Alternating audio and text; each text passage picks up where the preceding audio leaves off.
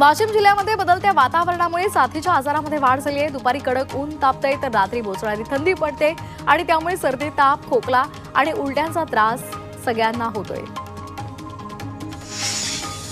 साताऱ्याच्या शिरवळमध्ये अवैध गुटखा आणि पान मसाल्याचा साठा जप्त करण्यात आलाय। या छाप्यामध्ये गुटखा उत्पादनासाठी वापरण्यात येणारी अत्याधुनिक यंत्रसामुग्री आढळली आहे। पोलिसांनी 1,06,00,000चा मुद्देमाल जप्त केलाय। पुण्यातील वाघोली परिसरामध्ये वाहतूक पोलीस आता सतर्क झालेले आहेत। वाहतूक पोलिसांनी एकाच दिवसात 305 वाहनांवर दंडात्मक कारवाई केली आहे। पोलिसांनी एकाच दिवसामध्ये 2 लाख रुपयांचा दंड गोळा केलाय। वाहतूक कोंडी टाळण्यासाठी पोलिसांनी जोरदार कारवाई केली आहे। नाशिकच्या लासल गावात दत्त मंदिरातून 11,000चा चांदीचा मुकुट चोरट्यांनी चोरलेला आहे। ही चोरीची घटना सीसीटीव्हीत चित्रित झाली आहे। चोरट्यांनी मंदिराची खिडकी तोडून आत प्रवेश करत हा मुकुट चोरलाय। या प्रकरणी पोलीस अधिकारी तपास करतायत। मध्य रेल्वेमधील 15 डब्यांच्या लोकलच्या फेऱ्या दुपटीने वाढणार आहेत। मुख्य मार्गावर आता 22 अतिरिक्त सेवांसह एकूण 44 फेऱ्या वाढवल्या जाणार आहेत। सध्या 15 डब्यांच्या लोकल कल्याणपर्यंत 22 सेवा चालवल्या जात आहेत। प्रवाशांची वाढती गर्दी लक्षात घेता 15 डब्यांच्या लोकल फेऱ्या वाढवणं गरजेचं आहे।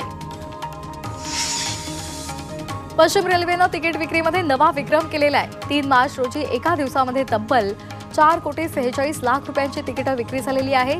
मेल एक्सप्रेसच्या तिकीट विक्रीतून पश्चिम रेल्वेनं 16.22 कोटींचं उत्पन्न मिळवलंय। होळी सण आणि उन्हाळी हंगामामध्ये पश्चिम रेल्वे आणखी 7 विशेष गाड्या चालवणार आहे। प्रवाशांच्या मागणीवरून पश्चिम रेल्वेनं हा निर्णय घेतलेला आहे। होळी आणि उन्हाळी हंगामामध्ये प्रवाशांची संख्या जास्त असते, त्यामुळे गर्दी टाळण्यासाठी हा निर्णय घेण्यात आलाय।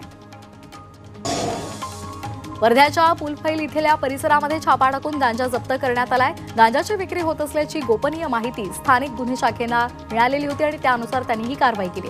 आरोपीच्या घराच्या तपासणी दरम्यान 540 ग्रॅम गांजा जप्त झालाय। पंढरपूरमधील बंधाऱ्यामध्ये पाणी असताना सुद्धा आज पंढरपूरमध्ये जलसंकट ओढवले। शहराला पाणी पुरवठा करणाऱ्या जॅकवेल जवळ महावितरणच्या विद्युत खांबाला मध्यरात्री अज्ञात वाहनानं धडक दिली। त्यामुळे आज पंढरपूर शहराचा पाणी पुरवठा बंद करण्यात आलाय। अवैध वाळू वाहतूक करणाऱ्या वाहनानंच खांबाला धडक दिल्याचा संशय व्यक्त होतोय। सांगलीमध्ये शासकीय आणि निमशासकीय कर्मचाऱ्यांनी विविध मागण्यांसाठी सत्याग्रह आंदोलन केलं। कर्मचारी समन्वय समितीकडून जिल्हाधिकारी कार्यालयासमोर सत्याग्रह आंदोलन करण्यात आलं। आंदोलनामध्ये सांगलीमधील सर्व कर्मचारी संघटनांचे पदाधिकारी उपस्थित होते। श्रीरामपूरमध्ये गोळीबार करणारा अल्पवयीन आरोपीला पोलिसांनी ताब्यात घेतलंय। जुन्या वादातून श्रीरामपूर शहरामध्ये अल्पवयीन आरोपीनं गोळीबार केला। स्थानिक गुन्हे शाखेनं या आरोपीला ताब्यात घेत गुन्हा दाखल केलाय। ओव्हरलोड मुरुम वाहतूक करणाऱ्या 11 डंपरवर श्रीरामपूर आरटीओनं कारवाई केली। ओव्हरलोड मुरुम नेणाऱ्या डंपरवर ही कारवाई झालेली आहे। यापुढे सुद्धा अशा वाहनांवर कारवाई सुरू राहणार अशी माहिती आरटीओ विभागानं दिली आहे। पवनानगर इथं उमराच्या झाडावर बसलेल्या बिबट्याला पकडण्यात यश आलंय। आंबेगाव कॅम्पिंग साईटवर असलेल्या या बिबट्याला अखेर जेरबंद केलेला आहे। नागरिकांनी त्यामुळे सुटकेचा निश्वास सोडलाय। यवतमाळच्या श्री संत मुंगसाची माऊली यांच्या पुण्यतिथी निमित्तानं यात्रोत्सव सुरू आहे। देवाच्या रथ आणि त्याचबरोबर पालखी सोहळ्यासाठी 100हून अधिक दिंड्या धामण गावात दाखल झाल्या। पालकमंत्री संजय राठोड यांनीही माऊलींचं दर्शन घेऊन यात्रेमध्ये सहभाग नोंदवला। वाढती वाहन संख्या आणि पार्किंगची गरज पाहता मुंबई महापालिकेनं रोबोटिक पार्किंग उभारण्याचा निर्णय घेतलाय। हुतात्मा चौक परिसरामध्ये रोबोटिक सार्वजनिक भूमिगत पार्किंग उभारली जाणार आहे। या पार्किंगमध्ये 194 कार या उभ्या करण्याची क्षमता आहे।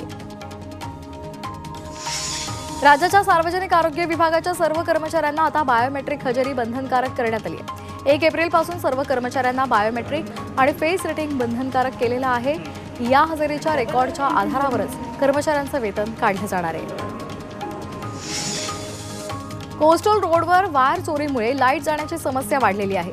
स्ट्रीट लाईटसाठी वापरण्यात आलेल्या वायरीच्या आतील तांब्याच्या तारांसाठी चोरटे सतत वायर्स गायब करतात आणि त्यामुळे अनेकदा कोस्टल रोडवर अंधार असतो। कोस्टल रोडची देखभाल करणाऱ्या कंपनीनं 5 ते 6 एफआयआर दाखल केल्या आहेत। मुंबई विमानतळावर दुबईमधून आलेल्या 2 प्रवाशांकडून 18,22,00,000चं सोनं जप्त करण्यात आलंय। केंद्रीय महसूल गुप्तचर यंत्रणेच्या अधिकाऱ्यांना दुबईतून येणाऱ्या संबंधित विमानातून सोनं येत असल्याची माहिती मिळाली आणि त्यानंतर सापळा रचत 21 किलो वजनाचे सोन्याचे बार त्यांच्याकडून जप्त केले। नवी मुंबईमध्ये 128 किलो प्लास्टिक जप्त करण्यात आलंय. प्लास्टिक विरोधात नवी मुंबई महानगरपालिकेनं मोहीम सुरू केली आहे. शहराच्या विविध भागातून प्लास्टिकचा साठा जप्त केलाय. दरम्यान संबंधितांकडून 2,20,000 रुपये दंड वसूल केलाय.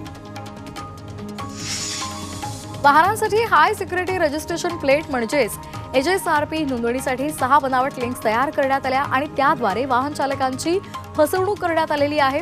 या विरोधात आता गुन्हा नोंदवण्यात आलाय. मुंबई सायबर पोलिसांनी हा गुन्हा दाखल केलाय आणि या प्रकरणाचा अधिकचा तपास सुरू केलाय. अमरनाथ तालुक्यामध्ये बेकायदेशीरपणे वास्तव्याला असलेल्या 2 बांगलादेशी महिलांना उल्हासनगर गुन्हे शाखेनं बेड्या ठोकल्या. त्यांच्यासह लिव्ह इन रिलेशनशिपमध्ये राहणाऱ्या 2 पुरुषांनाही अटक झाली आहे. तब्बल 23 वर्षांपासून या महिला बेकायदेशीरपणे भारतामध्ये राहत होत्या. नंदुरबार नगरपालिकेची केवळ 30% कर वसुली पूर्ण झालेली आहे. मात्र अद्यापही 70% कर वसुली बाकी आहे आणि ते आव्हान आता पालिकेसमोर आहे. शहरातील 32,000 मालमत्ता धारकांकडे 34 कोटींची थकबाकी आहे. मार्च अखेरपर्यंत कर वसुलीसाठी पालिकेला मोठी कसरत करावी लागेल. अमळनेरमधील टाकरखेडा इथे जुगार अड्ड्यावर पोलिसांनी छापा मारलाय. पोलिसांच्या कारवाईमध्ये 1,26,960 रुपयांची रोकड, 5 दुचाक्या, एका रिक्षेसह सुमारे 3 लाखांहून अधिकचा मुद्देमाल जप्त करण्यात आलाय. या प्रकरणी पोलिसांनी 9 जणांवर गुन्हा दाखल केलाय.